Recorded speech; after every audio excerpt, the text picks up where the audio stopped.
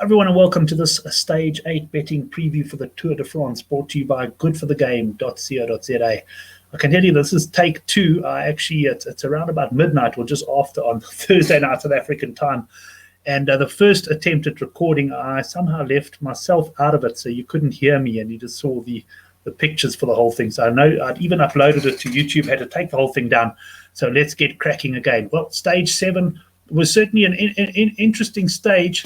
The break got away a little bit quicker than I expected, but as I expected, the break did stick. And in the end, it was Lutsenko who was very well backed. He was backed in from 33-1 to 14-1 to win the stage. And he did the business in the end. So a very impressive ride from him. And well done to a lot of the punters that were on him as well, because there were a number of guys who did back him there, and including quite a couple of guys on the Good for the Game forum. Herrada was second, 55 seconds back. He really put in a brave effort. He looked dead and buried a number of times, and he kept on coming back. And Greg from Alvermaet, he was hoping to get another yellow jersey. He sprinted around the birthday boy, Nielsen Talis, at the end, and the four of them came clear of Julian Alaphilippe, who really wanted to prove a point, I think, to the organisers for taking away the yellow, showing that he would have held on to it today. Now, in certain terms, he sprinted clear of the peloton. But it was interesting because I got involved with a bit of in-running betting. I first backed Nicholas Roach to beat Herrada because Herrada looked to be in all sorts of trouble. And Roach dropped him twice, or the break dropped him twice, but Herrada came back. And the moment Roach dropped, we never saw him again. And then I also I took even money Yates not to be in yellow, and I did that when Jumbo-Visma went to the front and started hammering, and it looked like they were going to chase the break. No sooner had they got the bet down that they stepped back, Ineos went forward with a very defensive sort of a strategy up the final climb, or up the Cat 1 climb. And in the end, the rest is history. The break stuck. Well done to Lutsenko backers. No joy for me on the stage, but of course we fight on. A quick look at the general ranking. We got Yates still in yellow, but he's got a very narrow lead of 3 seconds over Roglic. And in fact, you've got the top 10 riders here. You'll see Lopez in 10th, all within 13 seconds. So really, we have an incredibly tight tour on our hands, although from a betting perspective, and let's go there quickly, general classification. I'm just popping onto Sunbet. I'm doing this late at night. I normally do it in the morning when I wake up, but Sunbet are the only guys up at the moment. And once again, I've got to say, the cycling offering is absolutely top class. Unfortunately, I had to deposit some money with them today because I haven't had a very good run of things with Sunbet through no fault of theirs. Primož Roglic, he's 17-20. Egan Bernal, 11-4. Pogacar, 15-2. Tom Dumoulin, 12-1. And you can get 16-1 and better the balance. That's in the outright markets. Let's just have a look at some of the other classifications quickly while we're here. Points classification, we've got Sam Bennett is now shortened into 15-20 favourite. 5-4 Peter Sagan. My man Matteo Trentin, who I've got 10-1 for a podium, is unfortunately drifted out. I need him to get into one of these transition stages into the breakaway and hopefully score some big points. Team classification, we got Jumbo-Visma favourites ahead of EF, and I wouldn't mind keeping an eye on Movistar there. They do tend to like this team competition. Right, let's go onto the stage itself, and we'll start off with the profile. It's a stage that, as the betting suggests, should be for the sprinters, but there's a couple of tricky things to consider here. First of all, the start of the stage is pretty tough. There's a Cat 3 climb there. There's another Cat 3 climb, two very different climbs. That one 3.1 kilometers at a fairly steep 6.1, and this one at a fairly gradual 4%, but it's 14.5 kilometers. What this means, this tough start, is it might be quite hard to control if guys are going to go into the break. And there are some very strong attackers who are far enough away from the yellow jersey that they will be allowed leeway. Of course, the sprinters teams like Quick-Step and Lotto will look to close them down, but it's not going to be easy because this is not an easy terrain for domestiques to control. So we'll have to see what happens there. But I suspect we're going to get a fairly strong break that will go away, and the sprinters teams will be looking to keep that in check. But the real key to this stage could well be the winds that's forecast, quite heavy, strong winds in sections. And if we do get that, we get very nervous peloton. There's going to be the GC men trying to stay at the front, the sprinters trying to stay at the front. And if we get some echelons and some splits in the peloton there, well, then it could be very, very exciting indeed. And it's not even impossible that this stage could develop into a bit of a GC battle if, for example, a couple of the big boys are caught behind and the teams up front work to put distance into them, which means we may have a very small select sprint at the end. Alternatively, the stage might be ridden fairly calmly. We can't say for sure. And in which case, you'll have a bunch sprint with all the regular protagonists involved. Personally, I'm hoping for lots of action, crosswind action, And I think my selection could probably win if there's crosswind action, and he could also win from the bunch sprint. So I'll share that with you now.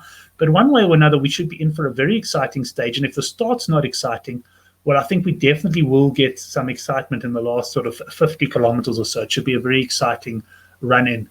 Let's have a look at the betting. I'm going to go to Sunweb's site here again and have a look. We've got Sam Bennett, joint favourite with Caleb Ewan at 11-4. Case Bowl, who's got a very strong lead-out train.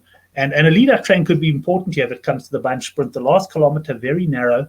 And obviously in the crosswinds as well, you want a strong team around you. But it's not going to be an easy sprint to come from the back like Caleb Ewan did in stage 3, because there's a tailwind, not a headwind. So the guys who go out early, like Sam Bennett did in stage 3, won't feel like they're running into a brick wall.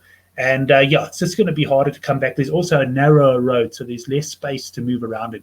So your lead-out train could be quite important if it does come down to a bunch sprint.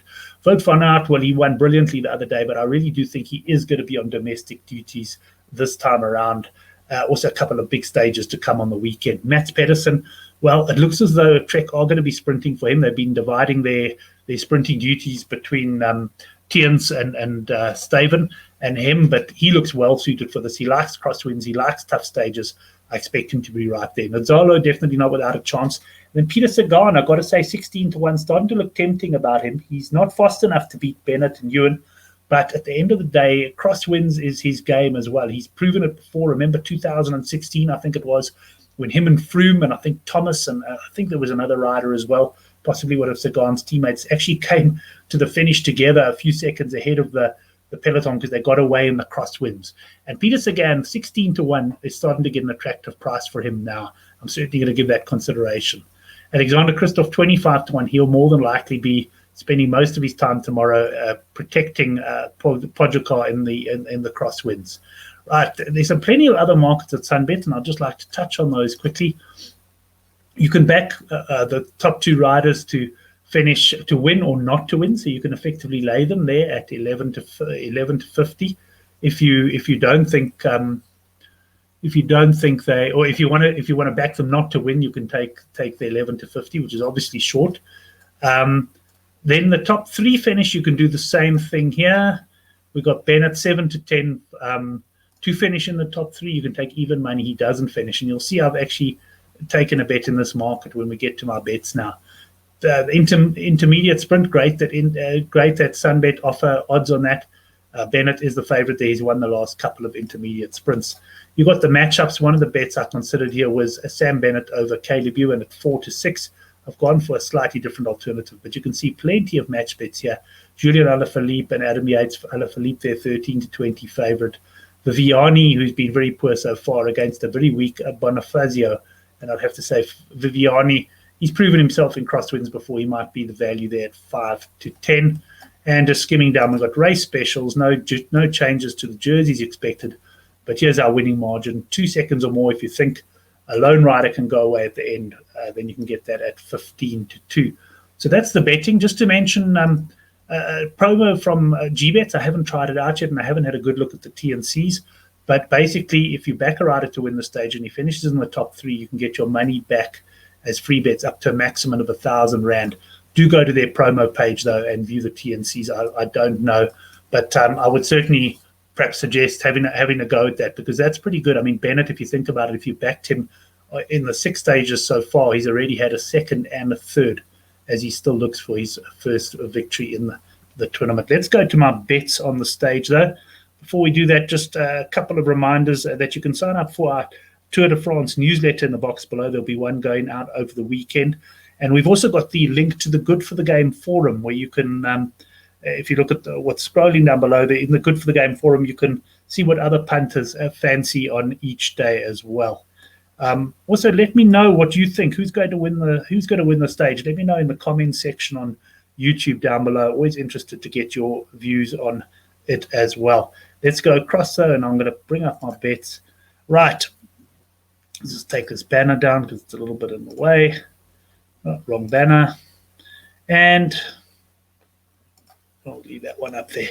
And 1 unit Bennett to win, and I'm saying at approximately 11-4 because I'm going to wait and see what GBets have got on him. If he's anywhere around there, I'll take him with that podium refund. which I must say on face value looks a very good offer. And then my main bet for the day, 2.5 units, Ewan Podium no at even money at Sunbet. So I'm looking for Ewan to run outside the top 3. I'm hoping for a tough stage with lots of crosswinds. Thanks everyone for joining me for this stage 8 preview. Stage 7 preview. I keep saying stage 8 and keep even typing stage 8. So gee whiz, I'm looking forward to stage 8 on Saturday. But it's been good of you to join me. Do join me on Twitter as well at Brent Graham. And yeah, let's hope we're in for an exciting stage. I know for a fact we're also in for an exciting weekend. And I'll see you on Saturday morning for the stage 8 preview.